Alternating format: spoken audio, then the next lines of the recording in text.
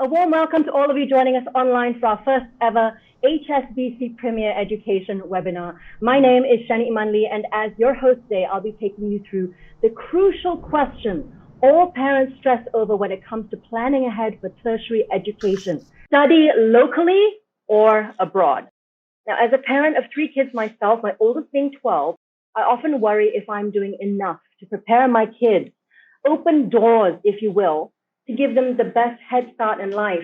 A big part of that worrying is, number one, where to send them, and number two, how much do I need to save for all this?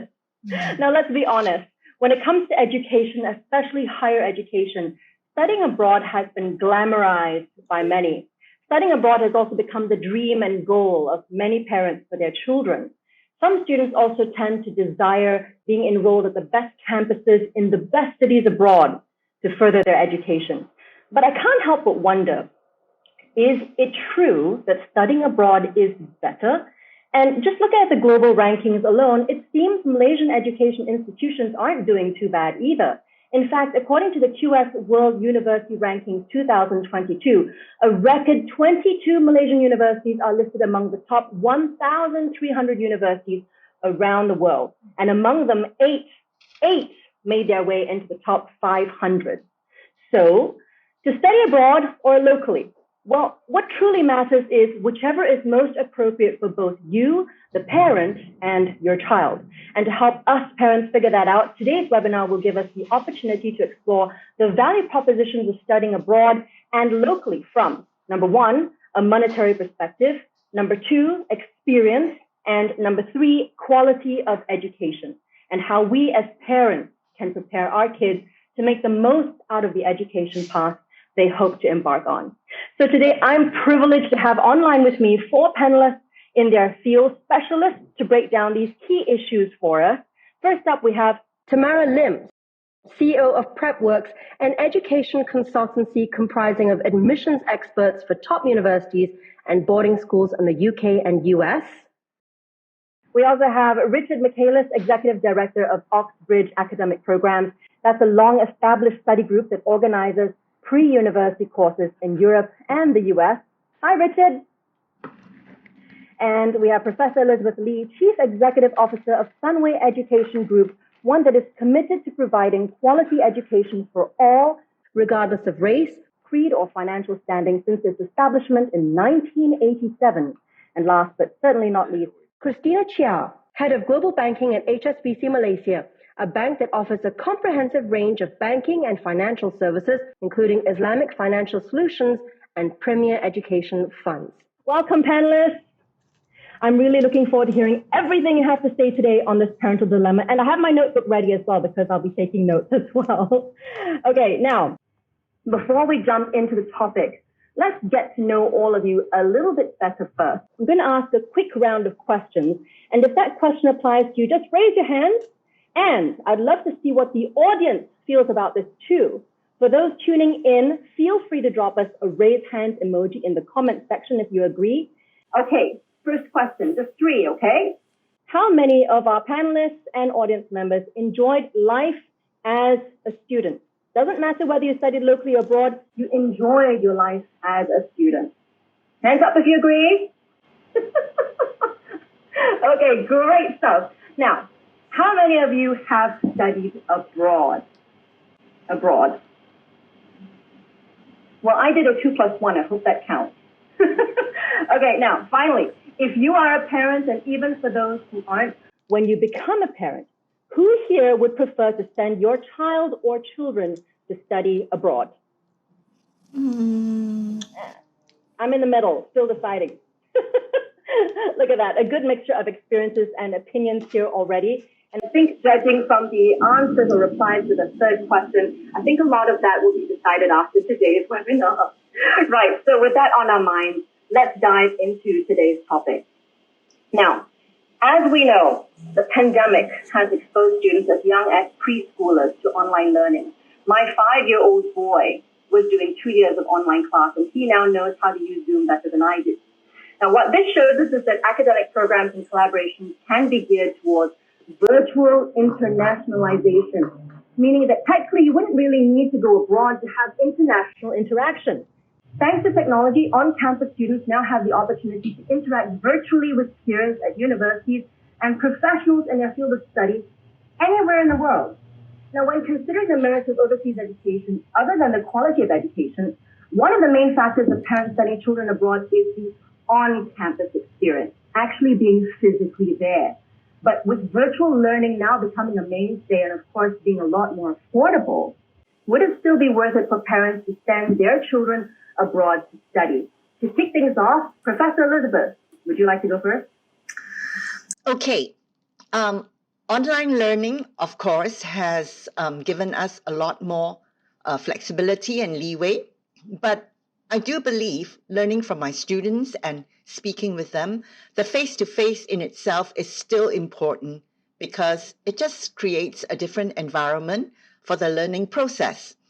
So for young people, for example, interaction is essential in building communication skills. You need to be speaking with each other. You need to look at each other's emotions. A lot of times with Zoom and with Teams, many people switch off their cameras.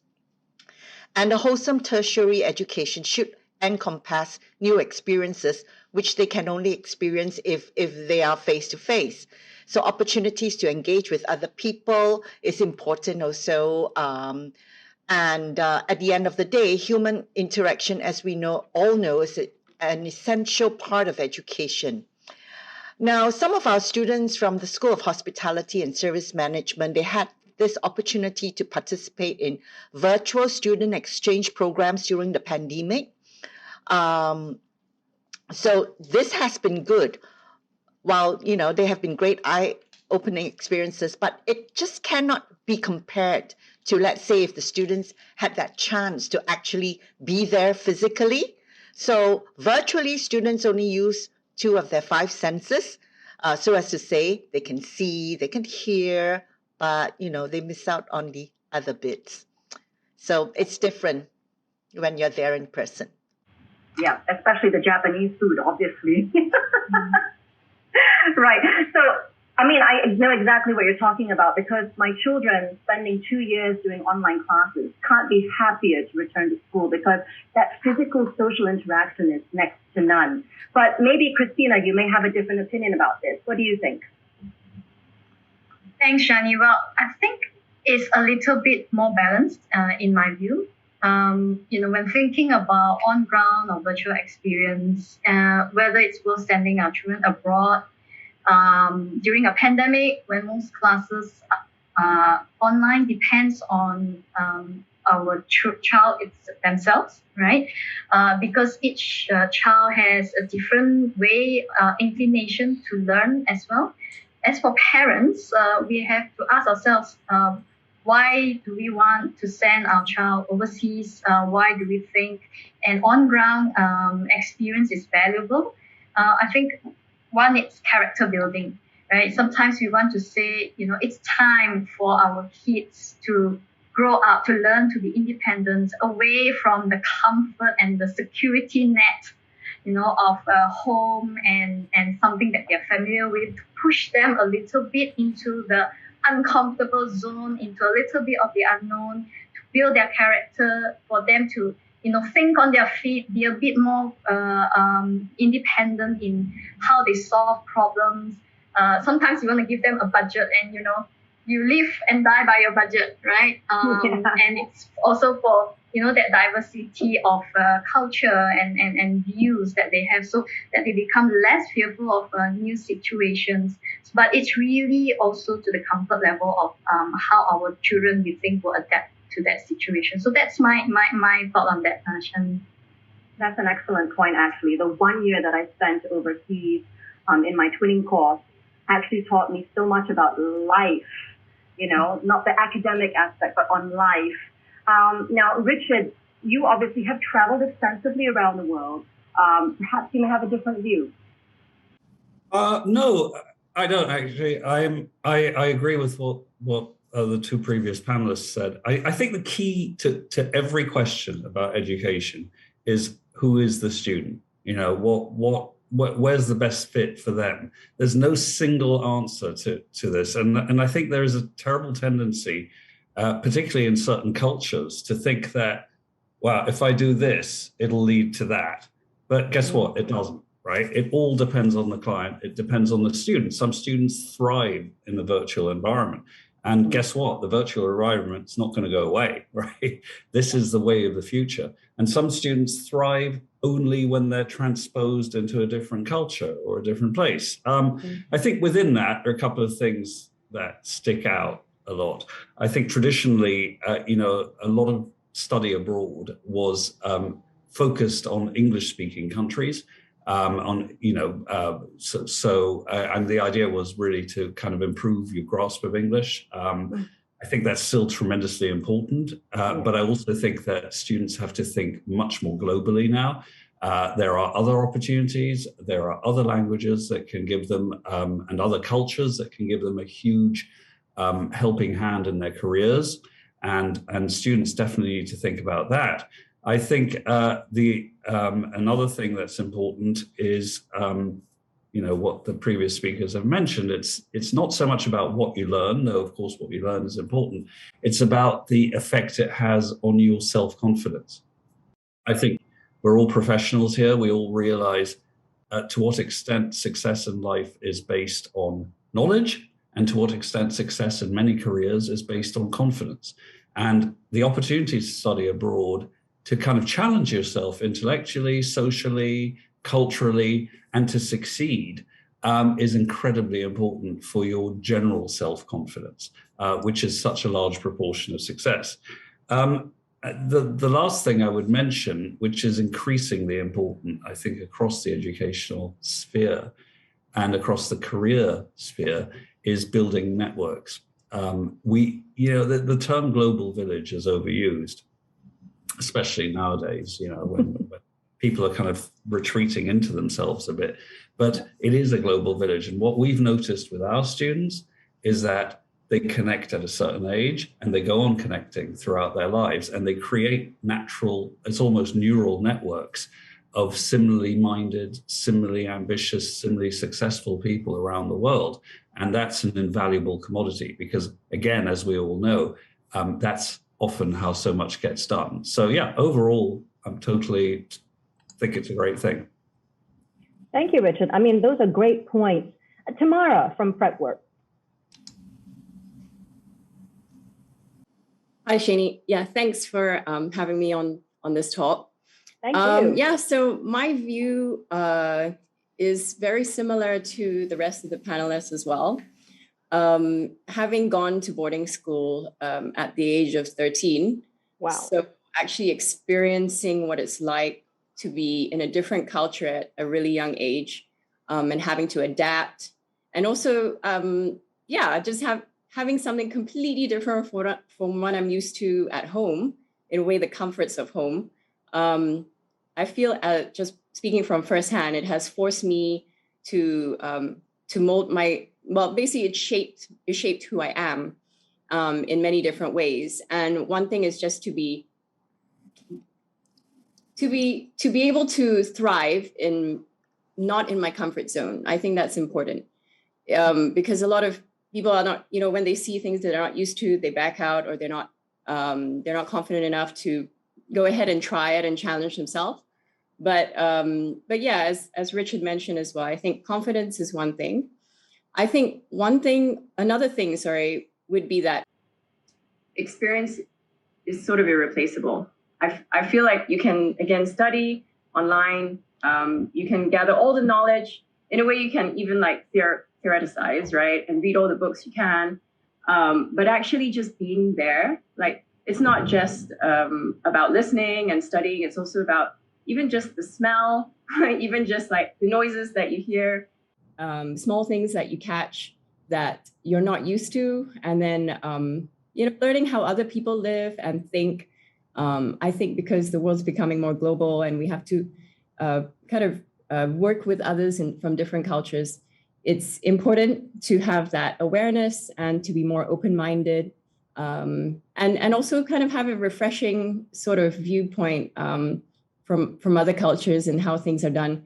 Also, having worked at a multinational company before, there's many sort of group work scenarios that we've done. It's always the group that has the most diverse, the group that has the most diverse participants from different backgrounds that do the best. So I'm a big fan of that. I'm a big fan of like global, having a global team and also just being able to work together. And I think that's important to understand how others think. And that's something that only being there can provide. I think it's really interesting that all of the responses kind of point to a non-academic benefit to studying abroad. I don't think anyone really sort of talked about the academic benefit to studying overseas, because now you can get all of these courses online. You can do all of these fantastic courses locally, but it's the experience of being overseas that I think is what people are searching for. Now, let's move on to the next point. If you take the pandemic out of the picture, what do you think are the main differences between studying locally and overseas? And for those who have limited funding, where studying abroad may not be an option, do you think there is a disadvantage to being a local graduate? Perhaps, Richard, you could kick this one off. Thanks. At the risk of being very boring, I'll always start by saying the same thing. It depends who you are, and it depends what you want. There is the education itself. It's not like it's not like a car or an item of clothing. It's not something that if you buy it, you're going to get from A to B or something like that. No. It has to be tailored. It has to suit the person. And there are some people who will do incredibly well studying locally and doing their thing and creating networks at home. And there are some people who will do much better from going away. So the first thing every parent, school counselor, people like that, private counselor needs to do is know who the person is and what would be best for them. Within that, strip that out of it, and I think there is always an advantage to studying internationally, to getting out of your country. And I think we've spoken a lot about those advantages in the previous question. It's the exposure to different cultures, to different religions, enabling greater mutual understanding. I mean, it's crazy that, in 2022, we should still be sitting here saying that we need to have greater mutual understanding, but events bear us out. We need it, and better understanding of different markets and professional opportunities.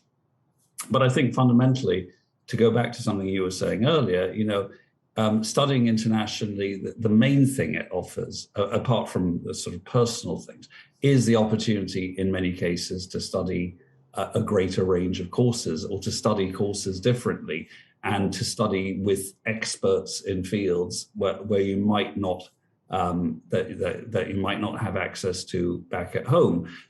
Though I realize that Malaysian universities are increasingly professional and increasingly competitive, and I think there is probably a lot of the learning can be acquired in Malaysia, and particularly in private universities, and with properly constructed study plans. The one thing I've noticed, I've been in the business now 35 years, is that universities everywhere, are getting better and better and better. It's more competitive. Sometimes used to be a bit amateur, not anymore. Universities everywhere are very good and getting better. So I don't think people need to panic if for some reason, funding or otherwise, they can't study abroad. Yep, exactly. Now, Tamara, I want to ask you this question next, because earlier you were mentioning how you're very pro studying abroad. What's your view on this? Are local students disadvantaged in some way? So I guess I'll speak from experience as well. I was in Shell for 9 years, and we were all very hardworking, and probably Shell just attracts all like the top scholars in the country. And I think most of them that were my colleagues were JPA scholars, but at the time when they couldn't, I think the government didn't have enough funding to send them abroad. So they actually studied locally here. at some really good universities here. And we were basically working on the same team. And if I were to compare them and myself, just a quick comparison for the sake of the topic would be that both of us are just as hardworking. Both of us have exactly the same output. But where we're different, what I found was that, well, actually I can joke, my ROI is much worse than theirs because my parents spent a lot of money, much more money on me than them. They were a scholar. In fact, I think they got free education. But the other thing is that they knew the local market better. They knew how to obviously speak Malay and Mandarin a lot better than I did. So that was where they were sort of had the upper hand. But where I felt I was different in a good way as well was that most of my colleagues will come to me for checking their brochure writing, all the wordsmithing, anything to do with English, writing or speaking, presentations, is this the correct grammar? Or even just like public speaking, if it was like a presentation. So, we're basically a team trying to use each other's strengths. And so mine was basically like communication in the English language. That was one. And then another, I suppose, was because Shell is quite international. We had a lot of visitors. So it's primarily like half British, half Dutch. So a lot of the Dutch came over as well to visit. And I could speak Dutch because I was in a refinery in Holland for a long time. Wow. So I had to adapt. And so I took up Dutch and I spoke like fluent Dutch for quite a fair part of my life. And it kind of bridged a lot of cultural barriers, I would say. Yeah, because you have, someone who understands your culture from their point of view, someone in Malaysia who understands your culture. And so it just makes that, it breaks down a lot of barriers. So it was sort of like our Dutch visitors or our American visitors, because I've lived in America as well. So, we just, as a team, use our strengths to the best of our abilities. So all in all, I think it'd be pretty much even. So everybody kind of brought something different, a different specialization to the table based on their educational background. I think that's great. Christina, what about you? Yeah, Shani. So I think, going back to a point which Richard made earlier, our local universities are getting better and better. Of course, he mentioned globally, most of our learning institutions are getting better and better, and equally so in Malaysia. And we have strong talent coming out from the local university pool, whether it be in the public universities, and we have so much of choices now in terms of the private universities, right? So, at the start, when you asked for that poll, right, on who's study abroad and who's study locally. So I was a fully local graduate with private university.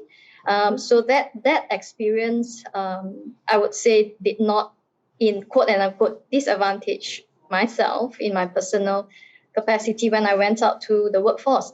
Really, so that general perception about the standard of Malaysian education being a little bit maybe inferior to other countries abroad, it's getting more and less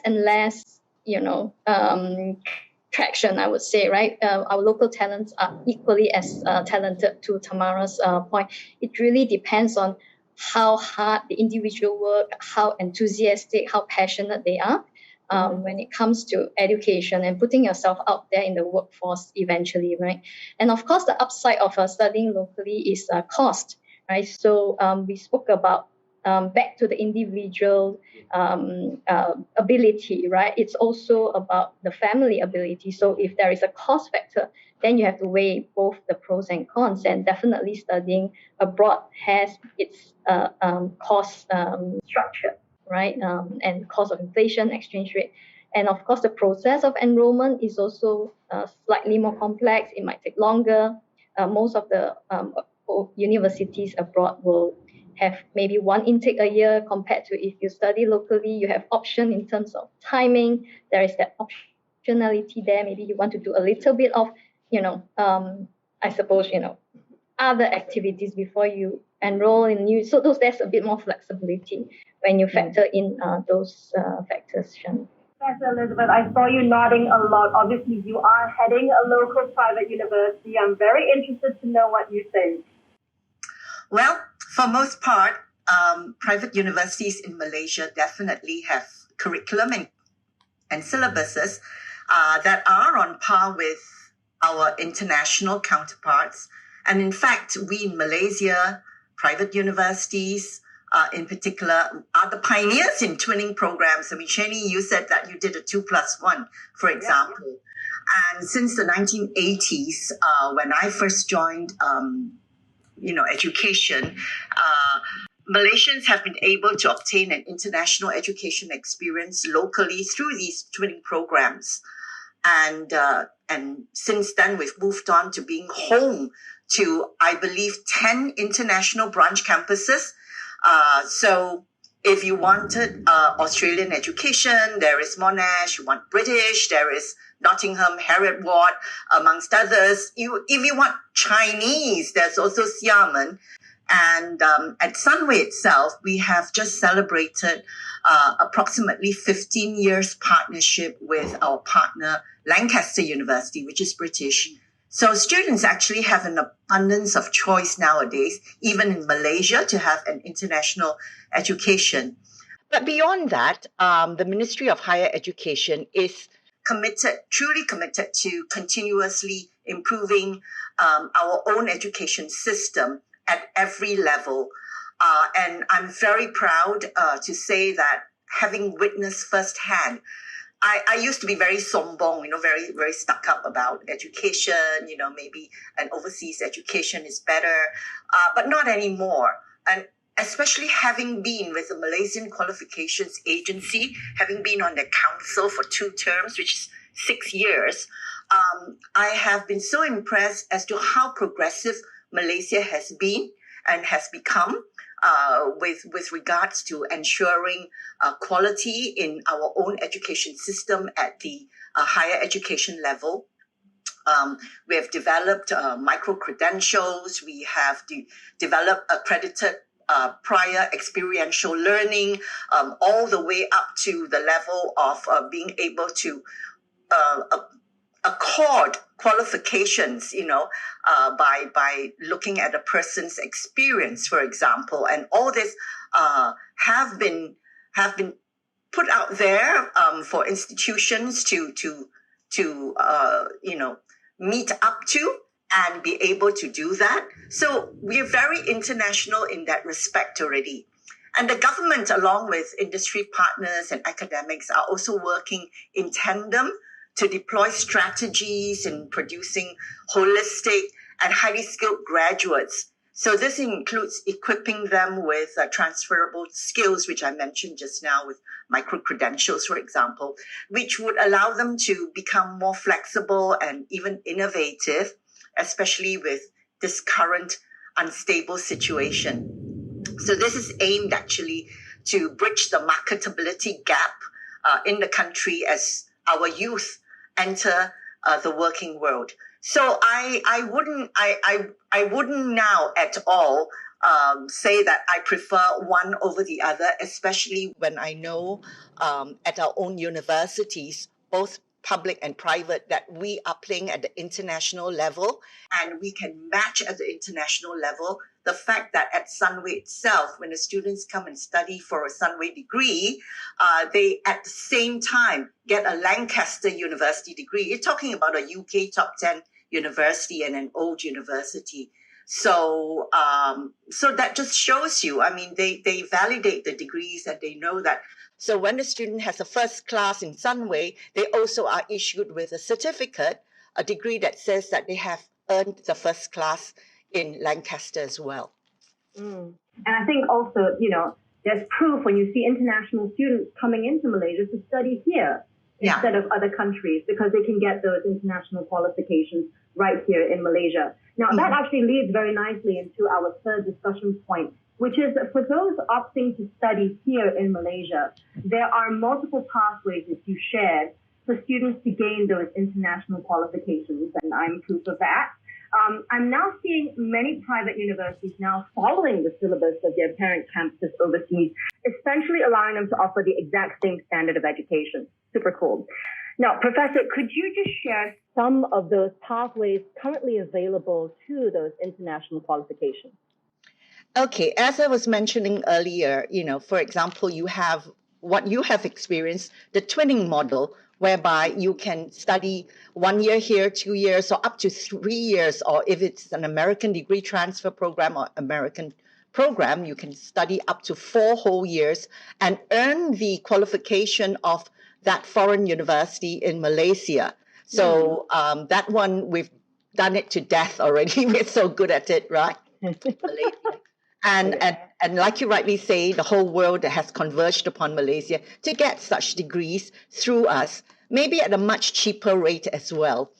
Then the other one that I mentioned, which is what we're doing at Sunway, would be a validated program whereby our students will actually be studying a Malaysian curriculum and a Malaysian made degree, if I can put it that way, but it's validated and it's vouched for by a top university overseas that vouches for it and says, look, I think this degree, whatever that you are producing, and I have gone through your papers, I've seen how the students do, how your teachers teach, and I've co-marked them, and I think that they're up to the standard and on par with my university, and I vouch for it, and I give you a degree on top of it. So therefore, when you come to such a graduation as you would have seen in, or you may have seen at Sunway, where a student crosses the stage, will collect a Sunway University certificate, degree scroll, and then collect a Lancaster scroll from the Lancaster Vice Chancellor or Chancellor as well before going down. So they will actually have 2 scrolls in their hands when they grow. So that's another model where they can also earn a foreign qualification. So those will be the two main big models now. But of course, apart from that would be all the online stuff that you would have read. But I foresee that in time to come, we may be, because with the opportunity to do what is called APEL, which is Accredited Prior Experiential Learning, for example, and with micro-credentials, which our country allows for, I could imagine, in time to come, there will be more hybrid degrees whereby you could supplement your degree courses done locally with international ones, which is what I'm already doing at Sunway now, where our students have that opportunity to do part of their summer or part of the year overseas, whether it's in Lancaster, LSE, or Berkeley, and have that experience, that international experience of having been there, be amongst their friends for real, and then being able to come back with the transferable credits and add them to their degrees here. So that would be, again, another model. Thank you very much, Professor, for giving us that insider look into what you're going to be doing in the future. Okay, now, Tamara, obviously, I think if given the opportunity, many people would love to study overseas, but say they can't, they don't have the money. What are the next best options if they don't want to do a twinning or a 3+0 or 4+0? So apart from the UK, there is also the US and, Australia and a few others are opening up to like Canada and then, Holland, the Netherlands. There's so many other options out there apart from Malaysia. I know that, it's expensive, really a lot more expensive than studying locally. So I do have a lot of students come to me applying for scholarships. That's quite a big thing of what we do is helping out with some scholarship applications. It's kind of knowing where to look. Apart from some private institutions, there are there aren't that many in the UK offering scholarships, but in the US, you have financial aid, which I heard underlined somewhere, 90% of Malaysians actually qualify. So there's financial aid options. There are, I met many scholars in my education pathway, my colleagues, and they were like ASEAN scholars or nowadays, actually, there's a couple of universities like Warwick who offer quite a sizable amount of scholarship funding as well to go abroad and study there. But they will have to invite you to apply for the scholarship rather than it's an open application. And then another point I wanted to make actually is when you want that overseas experience, it may not necessarily have to be during your university time. I guess I can't really say it because I went right at the start. But then I can see a lot of my friends that I met along the way, they went even after university, even postgraduate study, they went for their first job. So working with Shell, they were immediately posted to the Netherlands for their first posting. And I can see it makes quite a big difference also to shaping who they are. And so I guess my main message also, you don't have to do it at university. You can go, at other points in your life to go abroad and have that experience. I mean, it's slightly adventurous in a really good way.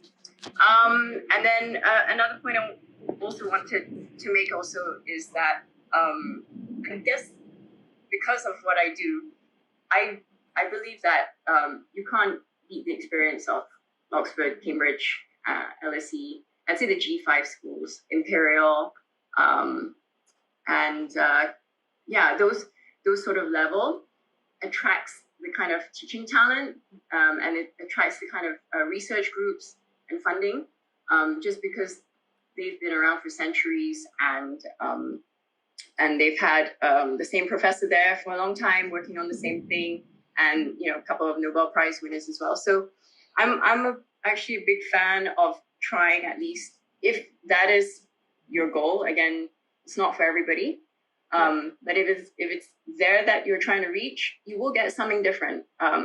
Different in the sense that in Oxford you get like 1-on-2 tutorials or 1-on-1 tutorials, as opposed to a big class and a big lecture, which I experienced in America as well when I was there for my university. It's a different sort of experience, right? The way we learn there in various places. So, and there is a reason why they're top of the ranks as well, I guess, according to student satisfaction, employment opportunities, research. And that's how they kind of measure and how they rank universities globally. So it is worth it if it's for you, let's just say. Tamara, I'm counting my pennies here and thinking, okay, maybe I can't make it all the way to Oxford for my kids, but would a foreign university branch campus locally be able to give the kids a similar sort of experience? At least one that may be on par? So for me, a rule of thumb is that it's hard to reach, say, the top 5 in the world and get that same experience locally. But if you're talking about, say, maybe the top 20 and below, then yes, I think it is possible to get, and top 20 is amazing already. Mm-hmm, so, I mean, we've got Monash, we've got Nottingham. Yeah. In Malaysia, we've also got, I think, Heriot Watt, Reading, Curtin as well, right? Yeah. Yeah. Yeah. There's Monash, Heriot Watt, Reading, there's Southampton. There's quite a few over here. Yeah. And I really believe that they are at the same standard as maybe, they've got affiliation with their university abroad. And so you will get that. It's just not the top 10 to 20, which is kind of what I help with kids going abroad for. Right. I need to be realistic now. Okay. Now, Richard, I really want to hear your thoughts on this, especially considering your background. I mean, I tend to defer to Elizabeth and Tamara. They're very much more the subject experts here. I think, just generally, I think there's so many good universities now. I think the days of, and clearly there are some that are, like, as Tamara says, that are sort of world dominant and all that. But the fact is, most of us won't get anywhere near them. Right. Yeah. And because competition is so high. But the good news is that the other 20, 30, 50 are also incredibly good. So there is a lot of opportunity, and people mustn't imagine that their lives are going to be irredeemably affected if they do one rather than the other. That's not the way it works. And No, I mean, it's not the way one of the most striking things about education now, as I was saying earlier, is how the standard, the quality goes up every year, everywhere, because the competition is so fierce, because there's so much demand. And, in the old days, it was, even in places like Oxford and Cambridge, it could be a bit amateurish. Not anymore. I assure you, it's professionalization of education, if you like. And given the amounts involved, that makes sense. Within that, there's one thing that I would underline that Tamara, hinted at, is the idea that you don't need to do it as an undergraduate, or indeed as a student. I think one of the most effective ways of promoting yourself and promoting your career options and using your professional options is by looking to do internships, either as an undergraduate or as a graduate. That is so much how you actually connect with the places that you would like to work in or the people you'd like to work for. So definitely consider that a totally different setup financially in every other sense, but very much worth considering. There is also, of course, the option of online courses, virtual courses, things like that. I know we've discussed their merits and their disbenefits and all that, but again, don't rule them out, right? You might miss out on certain aspects, certain benefits of being in a place, but you're not going to miss out necessarily. You can still make contacts, you can still connect with people, you can still pluck the brains of great people somewhere else. You just have to be, because it's a new market, you just have to be very careful. I actually enrolled in a few online courses when this all began, just to see what they were like. And guess what? I found some very good ones, and I found some absolutely awful ones where, it was basically YouTube videos. It was bunging back. But so I think families need to be very careful and need to seek advice. If they're doing that. And then, of course, there are the things that Elizabeth mentioned, the twinning degree programs, the American transfers, or doing a certain term or 2 terms abroad. There's a huge market for that in the world. Students going away for 1 term or 2 term, depending on what they can afford, or doing an external degree program. But I think, picking up from what everyone has shared so far, the beauty really of planning your child's education in this day and age is the myriad of choices that we have. You have on campus, now you have virtual, you have online courses, short courses and longer courses, and then you have twinning and 3+0. I mean, it's just endless number of options. But it's also, I agree, but it's also what makes it so dangerous, right? Because it's an unscrupulous market out there, and the one thing I've learned from being on the business side of education for 20 years is that there's a huge amount of money and investment poured into it because people think it's kind of recession proof, right? There's so much demand, but it also means that you can be exposed to greedy and unscrupulous people who will, sell you a suboptimal product, and because so many of these products are new, it's hard to know how effective they'll be in the long term. So, first rule of this sort of thing: get advice. Yes, and that's what you guys are helping us out with today. But I think when you're sticking to something reputable, a reputable organization, you can't really go too wrong there. Now, let us just roll into the last discussion point for today. I've been taking notes and, thinking, this is great, but in the end, I still have to save for all of this. And I think that's a pretty terrifying prospect for most parents, especially when you have 3 like I do. Now, when it comes to tertiary education, and then you consider the inflation rate of about 5% per annum, and of course, that rate also depends on which country you're looking at studying in. Now, some research that we were doing for Malaysian universities, the rate is around 3 to 4%, but for universities abroad, you're looking at slightly higher at about 4 to 5%, courtesy of foreign currency movements. Now, let's have a gauge on how much we should be saving for our child's education. Beginning to sweat here. Now, if we look east at China, we're looking at about tuition fees of $1,665 per year to as much as $3,000 per year, and that's just the tuition. And cost of rent per month, approximately $100 to about $500 a month. That's China. Then Australia, which is a favorite for many parents who want to send their kids overseas, tuition fees of up to $32,000. Cost of rent per month, $864 on the high end. Then you've got, of course, USA and the UK. I'm going to just kind of summarize here. We're looking at cost of rent in the US as much as $3,500 per month. And then you add in the tuition fees, it can go from anywhere $26,000 to $50,000. So, golden question of the day, panelists. With the high cost of education, taking inflation into account, what are some of the budgeting strategies that clueless parents like me can adopt while saving for my children's education?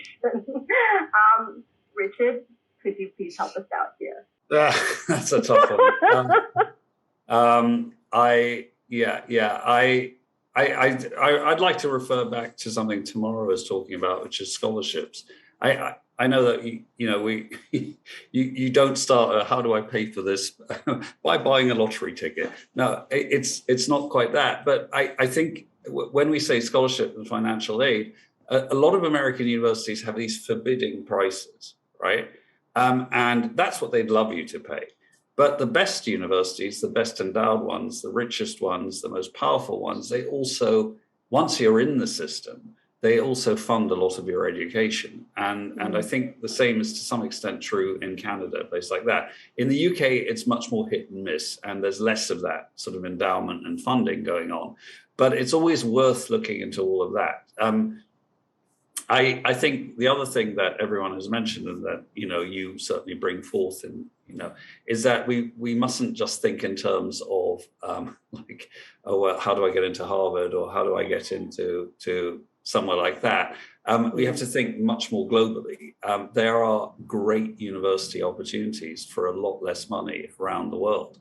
One of the most striking things that I've noticed in the last 10 or 15 years is the growth of really competitive university options in countries like Holland, in France, in Germany, even offering courses in English, and and that cost considerably less, and that have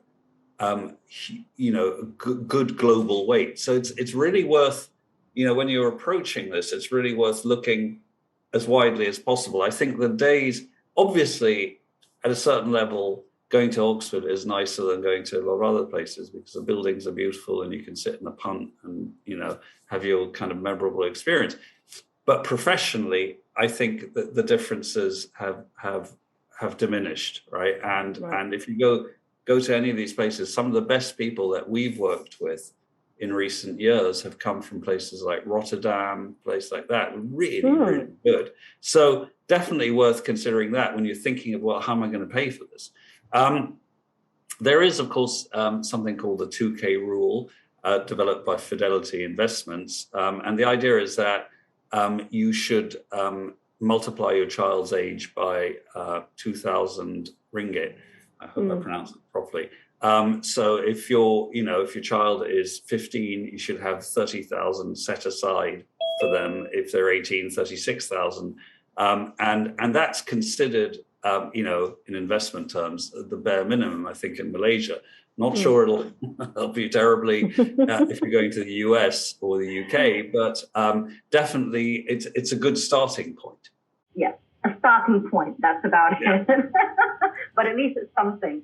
Now, I'm going to quickly ask Professor Elizabeth, because obviously, studying locally can be costly as well, especially if you want to get yourself one of those nice degrees that are paired with foreign universities.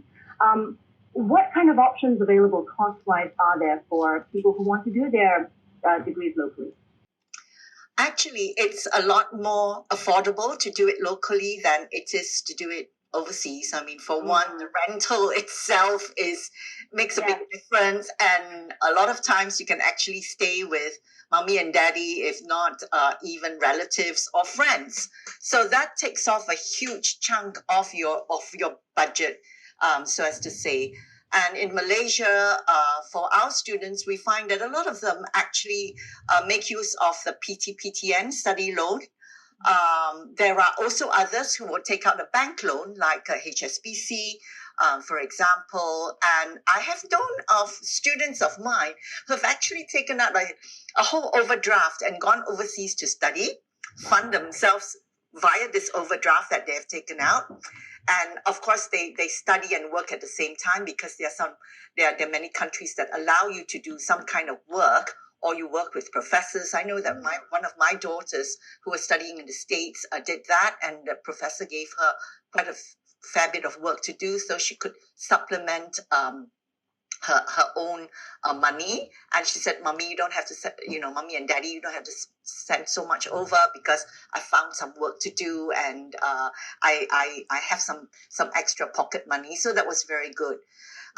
We've talked about scholarships, so that's another way to go. I know that at Sunway, we offer various types of scholarships to different groups of students.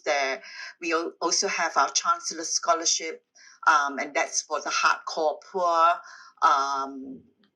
because the idea is to get them educated, which we feel that is more important than anything else. And overseas, the Jeffrey Chia Foundation is also co-sponsoring the Chevening Scholarship, for example, which allows for, those who are aiming for Oxford and Cambridge, for example, and some of the other top universities that are covered under the Chevening Scholarship, that they can also apply to that. Another thing that we particularly have gone into, bearing in mind that finances are tight and stuff like that, is something known as 42KL. 42KL is part of the French École 42. It's a coding school, actually. And yes, it's zero fees. Wow. So that really takes a whole big chunk of anybody's mind, But the other thing that they should fill their mind with is the ability to come up swimming in that shark tank or swimming pool, as we call it, the piscine, and be able to thrive and complete their course. And that is possible because it is funded by the corporations and the sponsors. HSBC can be a corporate sponsor, for example. Mm-hmm. Yeah. Who then are able to have first dibs at these talents who come out from 42KL or Equal 42. So, I mean, these are some of the options out there. But aside from that, for me personally, I know that for my husband and me, when we first had started our family, and then we have exactly this thing in my mind, in our minds, is like, how are we going to fund their education in time to come, because it's going to be so unaffordable. So at that point, my husband did take out an education plan, and that helps to budget accordingly, so that when the time comes for their education, depending on what they want to study, where they want to go, that sum of money is available for them. Right. Right. Thank you, Professor Elizabeth, because I have been wondering how these kinds of plans work. And I think who better to share more about that than Christina. Christina, share with us, please, how to save for our children's education. Yeah, Shani, so let's unpack that, right? To make it a little bit less terrifying, as you were saying just now. I mean, so we had the options of scholarship, looking at loans, and it's all about budgeting and planning, like Professor Elizabeth was mentioning earlier. And in HSBC, we have programs to help outline financial plans for our customers and parents, to make this journey less ominous, more fulfilling. For example, we have our insurance Elite Saver Plus. So it is not just for protection purposes, but it helps you to have the opportunity to invest, right, in local funds, in global funds, and it helps you to set up a long-term savings plans, right, and what you want to achieve at the end. Then there is also wealth planning. So we have, advisors in our bank to help plan your wealth portfolios according to your needs and the affordability, right? And they help you to constantly review your portfolio, your financials, to give market insights so that you are maximizing your investment and at the end of the day meet that education fund goal that you may have. And of course, we spoke about personal loans. It's not a bad idea, right?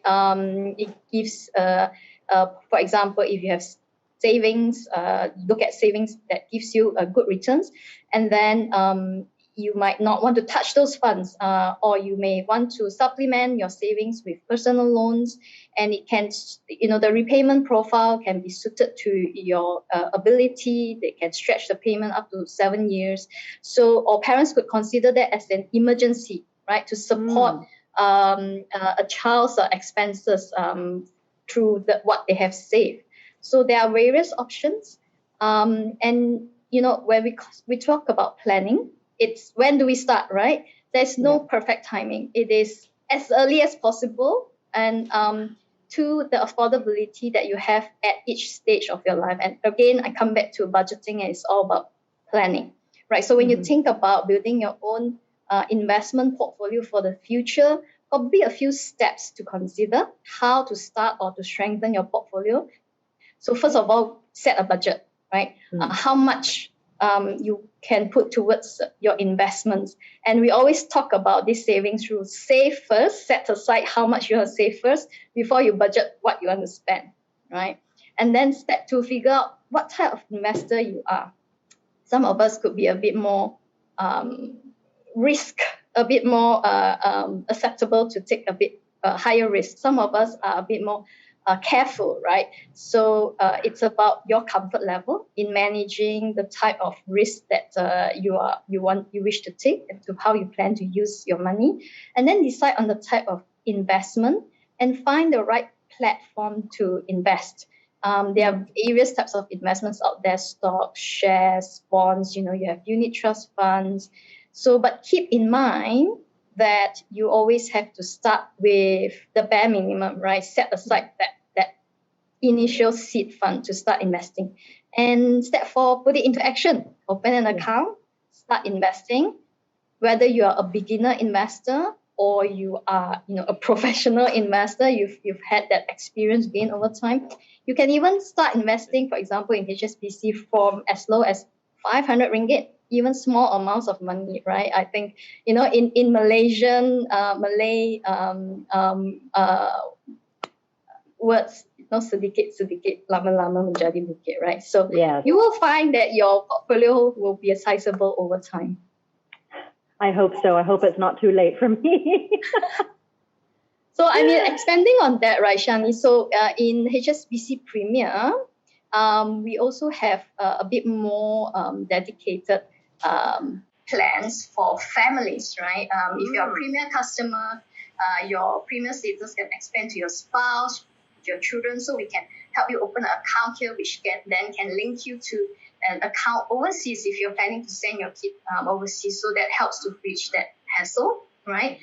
We've collaborated with Tamara's team at Fredworks and Richard's team at Oxbridge to provide discounted consultation, and I'm doing a bit of on behalf of Tamara and Richard, right, to prepare you and your children for their education venture overseas. That consultation to help you put a bit of peace of mind to your planning, right? So, and I think lastly, Shani, it's starting your kid from young as well, right, to build that financial savvy mindset. To start them young, to save up themselves and say, okay, this is, your college education fund in the future, and review those learning with them for as young or as, comfortable as they are in whichever stage of growth they are. So lots of options out there, Shan. Yes, lots to think about. Now, I'm really curious to see what Tamara has to say about this, because I see her nodding seriously when you talked about having children involved in saving for their own education. So, Tamara, you must feel quite strongly about this. Tamara, sorry, we can't hear you. Sorry about that. Yeah, I have 3 kids, 10 and below, so Okay. my mind is Same working boat. seriously while I'm listening to what Christina has to say. But yeah, I suppose one thing would be to be transparent with your kids about how much you're saving for their education.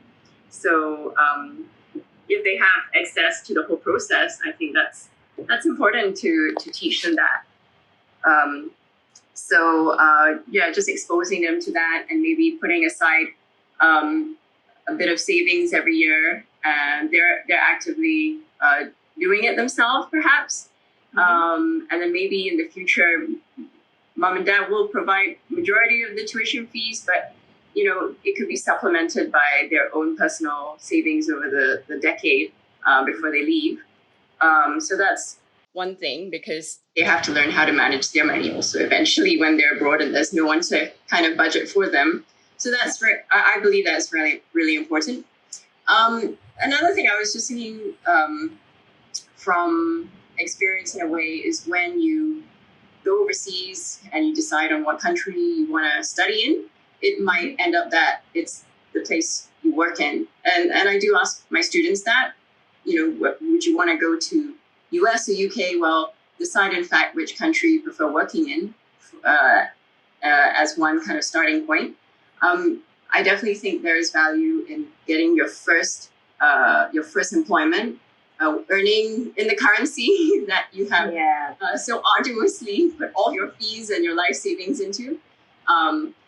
So much so that actually one thing that I have looked at recently, because there has been an outburst of software engineering candidates, is that in the US they actually pay a graduate average about 100,000 US. Wow. A year. Yeah, and I'm not sure how much they pay in Malaysia, but let's just say that is really good for a starting graduate salary pay. So in hindsight, sometimes I also think I've got some friends who have siblings, and the first sibling is where all the savings goes into, and they go off, and then that sibling takes up this job which can actually slowly contribute towards second or third siblings' education. So that's also one thing that you could do. I mean, I've seen it work with a few of my friends. And I guess, Richard hinted on it previously as well. I have to admit, I have been a bit close-minded in that all my life, I suppose, I was sent abroad just to get into Oxford because boarding school is not that easy for anyone who wants to try. And so I felt like I was abroad just to get the grades, just to get into like the top universities. So I thought once I graduated, you feel like, the sky's the limit and you can conquer the world and you're the best of the best and all those typical feelings that you get after you graduate from a top university. But when I actually went to the workplace and I worked at Shell, and I realized that all my Dutch colleagues with engineering degrees that maybe I haven't, obviously at that time, I haven't heard the name of the university before, they were so impressive. We went to a couple of courses in the beginning. They basically train you up. So that's something also I wanted to touch on, which is that you may not necessarily study a degree that you go into the profession of, because a lot of companies expect that, and then maybe the first few years they will invest in you and spend some time training you up for that industry. So that's what Shell did, and a lot of I met a lot of Dutch engineers, kind of the same pathway as me, and they are absolutely amazing. They're so well educated and so experienced and so talented. So let's just say that that completely broke the ceiling for me in terms of my close-mindedness and being more open-minded to the fact that there are many other universities that you could go to and get equally as good an education and probably come out pretty much on top in your career. Yeah. Now, I just want to pick up very quickly on what one of the panelists mentioned earlier, which was this work and study kind of concept. Learn and earn, if you will. Can I just circle back to Professor Elizabeth? I think, was it you who was mentioning how students could be involved in their own financial education planning? Yep, that's right. I did say that I've had some students who have been involved in their own financial education planning, where they could have taken up, convinced the bank to give them a bank draft, a bank loan, for example, an overdraft, and then they have gone over there and managed their budget accordingly, and so they work to pay off that Yes, overdraft while they're overseas. well, it could be working to pay off that overdraft, or even to supplement their living expenses.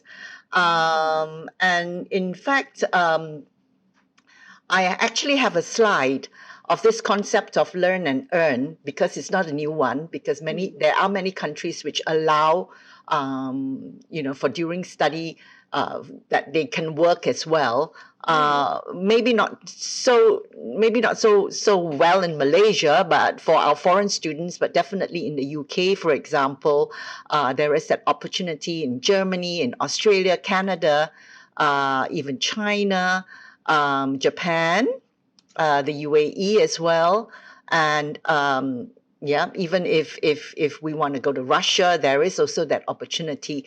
So the students who study abroad, often they will work part-time to fund mostly their living expenses. Most of the work could be on campus, such as in the cafeteria, but on top of earning the extra money, part-time work offer various learning experiences, such as financial independence, the obvious one, time management, dare I say humility, Yeah. responsibilities such as accepting criticism. You're not difficult customers.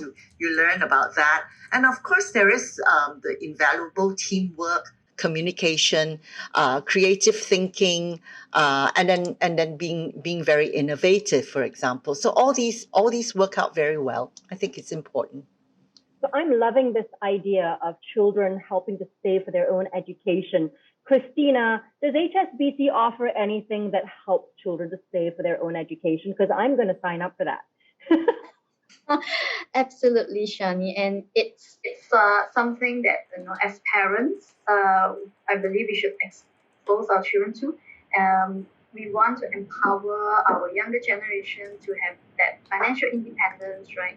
To have financial literacy, and they should start from young, right? Even in their teens. So that's why in HSBC we do encourage parents, such as yourself, to open a Premier Junior account, right? And you give them a HSBC Savers Debit Card, Junior Savers Debit Card. When they're aged anywhere between 12 to 17, and you fund, and they have a budget, right? And then from there, they learn the responsibility of managing their own money within a budget. They need to differentiate between what they want and what they need, right? If they spend beyond, they can't.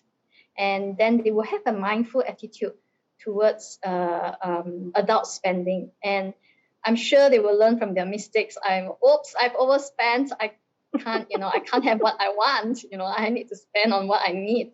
So this will help them create that independence to make spending decisions wisely in the future. So definitely start an account for them and get them to contribute. Yes. Okay, kids, get saving. Now, I've been paying such close attention to everything everyone has been saying. This has been such a great discussion, and certainly helpful towards helping me make my decisions about my kids' future education. Now, I'm just going to quickly sum up some of the key messages that I loved for everyone who's been tuning in. Now, all in all, what I got from this was that we need to assess our children's education journey, because each child is unique. Weigh the pros and cons and what fits your children better. For example, Oxford may work for one kid, but perhaps a local degree may be better for another. It's also key to note that it's not where you go that matters, but what you can actually do during your time in university. And that I love what one of the panelists said, which was that your success is actually determined by yourself and how strong your intention is to study seriously. Because if you're not going there to actually take it seriously, then what's the point really? And then for parents, what's important now is to nurture your child to realize the best futures for themselves, to go beyond the possibilities to make their mark in life. Now, before we close for today, I'm actually scrolling through some great questions that we received earlier from some of our guests. before this session. I think they were super excited to find out what you guys had to say. We have a few minutes left, so let's have a go at these while we can. Okay, Tamara, I think this question is perfect for you. The question goes like this. The choices for tertiary education can be overwhelming, and the more I research, the more confusing it can be. Sounds like me. How do I know which is best? And is there a resource hub or organization I can refer to help me make an informed decision? Yeah, we have a tendency to have information overload. Yes. We have the web, we have Google, we have our friends, our parents. The thing is, if you come to us, which is PrepWorks, we offer a half-hour free consultation. And it's all based upon, I guess, the past 7 years of seeing students and seeing their trajectories and knowing what actually it takes to get into these sorts of universities. And you don't really want to try a second or third time. You want to get it right the first time. So what I see our role as is to give you all the relevant and all the relevant information to make the most informed decision. And as you mentioned before, every child is unique. So this information is varied depending on families, depending on the student themselves. And so you should come to us for a half-hour consult, and we can sort of map out a couple of plans for each of your kids, all different. Yeah. That sounds like a great place to start, Tamara. Thank you so much. Okay, Professor Elizabeth. Okay, this question is a tough one. Should I send my child to a tier 1 university in Malaysia or a mediocre university overseas? How do I strike the balance? Whew. Well, I think it's very easy, that answer, because if you are offered the opportunity to go to a so-called tier 1 university, I take it to mean that it's a reputable university, very good, right at the top, and seem to be at the top, and you can afford it. I think you should go for it, whether it is here or anywhere. But having said that, because the question was very specific and saying it in Malaysia, then I would always say, of course, because there's so much savings, and with that savings, you can do so much more, whether it's for yourself, for your family, or for the nation, or for society, rather than, to unnecessarily need to spend that money. Nothing like having a good education, going to a good university, reputable, where, Tamara talked about the professors, where there's the opportunity to integrate with great professors. Even in Malaysia, great professors come here.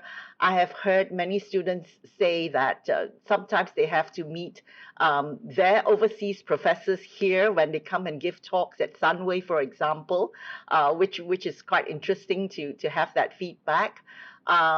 Because sometimes when you are overseas, you may not have that opportunity to meet with your professor, as you may have that much more in a Malaysian context where it's a lot more free, and I suppose the institution is smaller in comparison. Now, the idea is to get a good education, and Malaysian education at the end of the day compares very well internationally now, because it's ranked on par with international universities. And so that there should be, we've gone away from the days when I was a student and private education or even public education was not seen as being, to be the preferred choice. I think we have gone past those days already. It is the preferred choice, in fact, for many international students to come to Malaysia for that education, because we're English speaking as well. So, I think it's a no-brainer. If you were to ask me that question, should I send my child to a tier 1 university in Malaysia? If there's that opportunity, I say yes. Go for it. No need to think anywhere else. Yeah. Okay, now, Richard, I think this question is perfect for you. Is overseas education a gateway to a permanent citizenship in another country? very quickly, if you could just answer that one for us. Strictly speaking, in most cases, no. So, and that's strictly speaking, that countries, as I'm sure you're aware, there's all sorts of debates raging about immigration, and countries have made it harder and harder for people to get citizenship or to get permanent residency. Having said that, I think it's still, in practical terms, it is, right? So often, if you study abroad, if you study in certain countries, they will have a certain work permit associated with it, either while you're there, so you build contacts, you work a certain number of hours a week. I think in the UK, students can work 20 hours a week on their holidays.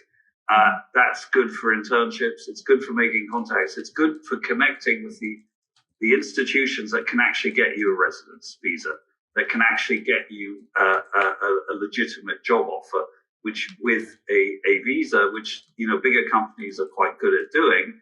And then your permanent residency, your citizenship would flow from that. But I think it comes through the effort you make when you're there, and the effort you make to build a network and to build your professional opportunities. I don't think it's something that comes automatically in any of the major university countries, as it were. Thank you, Richard, for putting that issue to rest. Thank you. Now, finally, Christina, this question I think is made for you. I prefer to send my children overseas to study because of the exposure they'll receive. How early do I need to start saving? When they're in primary school? Interesting one, Shani. I would say no hard and fast rule, but definitely as early as you can. I mean, it could be as early as when they are babies, right? But the rule of the thumb is the earlier you start, right, the less you need to fork out every month. Or, you know, you could start very early with a smaller amount, and then you build it up over time with a bigger amount when the affordability increases, right? And, you know, because if you already have in your mind to send your child overseas, and that was the question, then, you know, check out the value of the tuition fees, rough estimate what to expect, and, you know, built-in inflation rate. Shani, you shared earlier at the start, you know, annual inflation rate for universities overseas is about 4 to 5% annually. So build on that, and you will have an idea then to decide on how much savings and what's the investment plan, right? So just maybe a little personal tip, you know, set aside part of your investment somewhere with a decent interest rate in cash, and where you have the flexibility to withdraw when you have a good investment opportunity when it arises. So as early as you can. As early as you can. Okay, I'm starting yesterday. Wonderful questions from our audience members, and thank you to our panelists. I hope those great responses help. Unfortunately, I think that's all the time we have for our session today. It's been truly insightful hearing from all of our panelists today, and certainly it's given me plenty to think about moving forward. At least now I have a much clearer idea of how to plan for the future in order to give my kids the best possible start. Thank you to all our panelists, Christine, Professor Elizabeth, Richard, and Tamara, for your time and the gems that you've shared with us today. And thanks to you, our viewers tuning in from wherever you are. It's been an honor having you listen in. I hope today's discussion proves valuable to you in planning for your kids' educational journey ahead. We hope to see you in our future webinars. Until then, I'm Shani Iman Lee signing off. Have a great day and stay safe.